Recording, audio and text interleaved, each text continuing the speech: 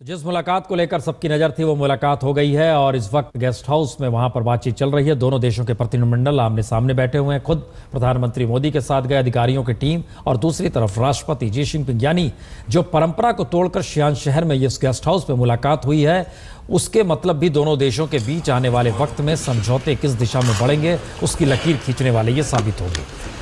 मील का पत्थर साबित होगा। इस बात का जिक्र करके प्रधानमंत्री मोदी चीन रवाना हुए, लेकिन उन सब के बीच रवाना होने से ऐन पहले चीन की तरफ से जब ये वक्तव्य आया कि सीमा विवाद रातों रात नहीं सुलझाया जा सकता है, प्रधानमंत्री मोदी को अरुणाचल प्रदेश नहीं जाना चाहिए। इन सारी स्थितियों में ये बात निकल कर आई कि चीन अपने आप को इस मामले में लेकर बहुत सचेत है कि उसे भारत के साथ किस रूप में कदम आगे बढ़ाने हैं। दूसरी तरफ भारत इस मामले को लेकर उत्साहित है कि अगर चीन के साथ कोई निवेश, व्यापारिक समझौते और ख़ास तौर से मेक इन इंडिया के मद्देनज़र निवेश भारत में करते हुए यहाँ पर उत्पादन की दिशा में अगर वो कदम बढ़ाए और चाहे वह अपनी टेक्नोलॉजी के साथ आ जाए तो स्वागत है। उस दिशा में क्या चीन आ पाएगा, ये पहला सवाल है। दूसरा बड़ा सवाल है कि ट्रेड को लेकर हालांकि बेहतरीन दोनों के देश भी संबंध है और भारत चीन के लिए सबसे बेहतरीन पार्टनर भी है, इससे भी इनकार दोनों देश नहीं करते हैं। लेकिन बावजूद इसके दोनों के विज़न जो है एक दूसरे से टकराते हैं, कन्फ्लिक्टिंग विज़न इसको आप कह सकते हैं। दोनों देश स्ट्रेटजिकल और टेक्निकल मूव्स, भारत और चाइना दोनों ही ताकत को लेकर एक दूसरे के खिलाफ खड़े हुए हैं, इससे भी इनकार नहीं है।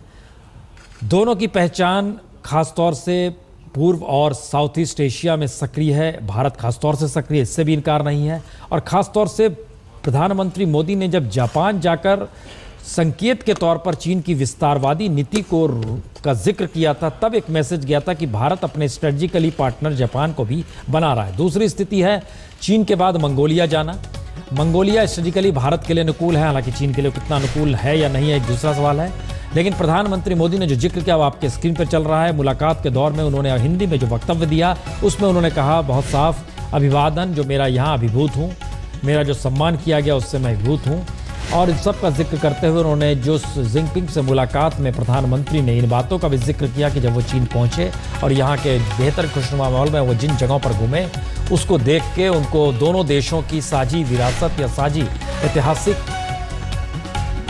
दोस्ती भी याद आती है या दोनों के ऐतिहासिक जुड़ाव भी समझते हैं और इस बात का जिक्र किया गया दोनों की मुलाकात के दौर पे। लेकिन इस मुलाकात के मद्देनज़र दोनों इन स्थितियों को समझ रहे हैं कि क्या वाकई ये दोनों इसके पूर्व के प्रधानमंत्रियों की मुलाकात से आगे जा पाएंगे, क्योंकि इससे पहले अगर हम देखें तो चीन की तरफ से भी राष्ट्रपति हू जिनताओ 2005 में, 2006 में जब प्रीमियर थे पहले तो वो 2005 में, लेकिन उसके बाद राष्ट्रपति बनते हैं तो भी वो भारत आए थे हू जिनताओ, और उसके बाद 2010 में भी आए थे। लेकिन बावजूद इसके रिश्ते उस दिशा में आगे बढ़े नहीं जिस दिशा में सोचा जा रहा था। रिश्ते का मतलब सामरिक और सीमा मसले को लेकर था। उसके बाद 2013 में यानी मनमोहन सिंह के दौर में चीन के प्रीमियर ली क्यूंग भी आए थे और उस पिछले ही बरस राष्ट्रपति शी जिनपिंग खुद आए थे जब वो गुजरात गए थे।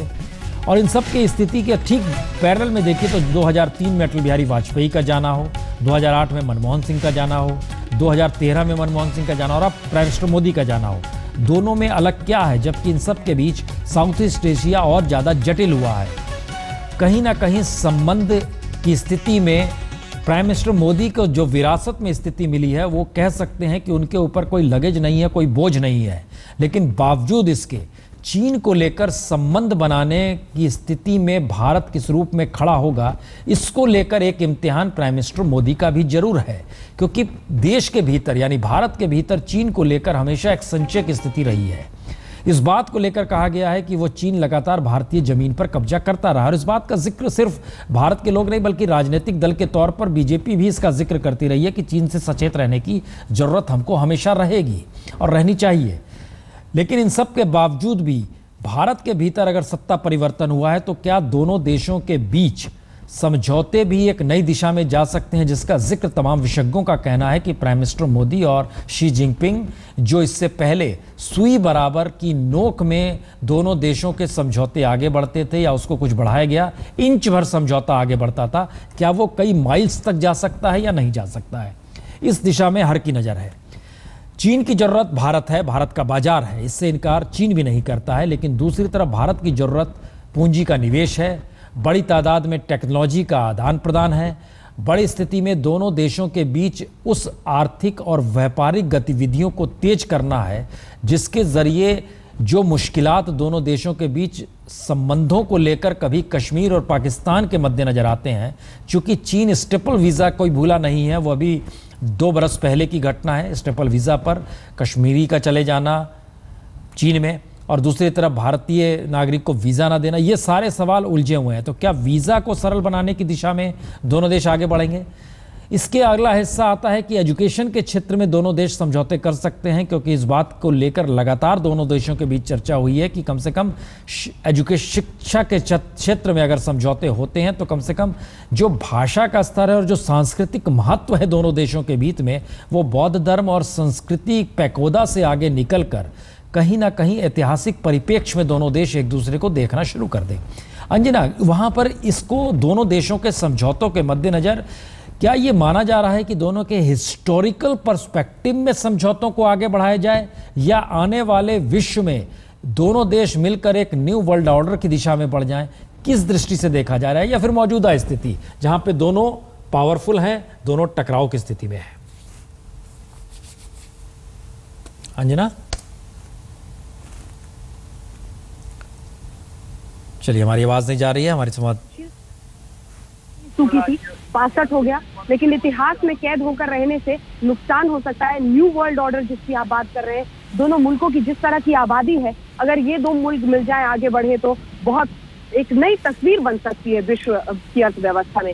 लेकिन उससे पहले प्रसून, जैसा कि आज तक ने रिवायत नहीं स्टार्ट की है, हम हर जगह पर नरेंद्र मोदी के पहले पहुंच रहे हैं और इसीलिए प्रधानमंत्री नरेंद्र मोदी पहुंचे इससे पहले ही हम वाइल्ड गूस पगोडा में पहुंच गए हैं, बिल्कुल अंदर मौजूद हैं। और एक बार इतिहास के पन्ने का आपने जिक्र किया था, तो उसी इतिहास के कुछ पन्नों को टटोलते हैं, क्योंकि जब गुजरात आए थे प्रधानमंत्री नरेंद्र मोदी से मिले शी जिनपिंग, तब ह्यून सांग का जिक्र हुआ था। 6वीं सेंचुरी के शताब्दी के वो मॉन्क भिक्षुक, बुद्ध भिक्षुक जिनकी बात हुई थी, और ये कहा गया था कि वो हमारे देश से आपके देश में गए थे और उनको देखने के लिए आप जरूर आइएगा। ये स्वागत उस वक्त किया गया था, आमंत्रण। तो अपने कैमरामैन ताहिर से मैं कहूंगी कि हम बिल्कुल उसी वाइल्ड गूस पगोडा के सामने हैं। जरा यहाँ की तस्वीर आपको दिखाएं।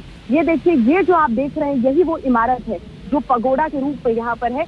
यही वो रास्ता है जिससे प्रधानमंत्री अब से कुछ ही लम्हों में यहीं से आने वाले हैं। इस पूरे इलाके को प्रसून कॉर्डन ऑफ कर दिया गया है। चाइनीज ऑफिशियल यहाँ पर मौजूद हैं और यहाँ पर लोगों को अब आने की इजाजत नहीं है। पूरे इलाके में सड़कों पर लोगों को कॉर्डन ऑफ करके हटा दिया गया है।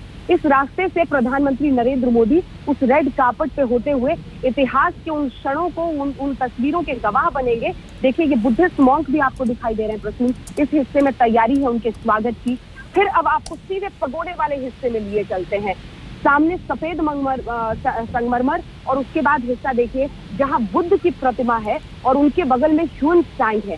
ह्यून सांग 6वीं शताब्दी के वो बुद्ध भिक्षुक हैं जिनके बारे में कहा जाता है कि गुजरात में भी एक वक्त पर वो रहे थे। ये प्रधानमंत्री ने भी खुद जो जानकारी आई थी कहा था शी जिनपिंग से। वहां से संस्कृत में जो बुद्ध के स्क्रिप्चर्स थे, जो लिखावट थी, उसको लेकर यहीं पर ह्यून सांग आए थे और ह्यून सांग ने यहीं पर इसी जगह पर रहकर जानकारी उसके बारे में दी थी और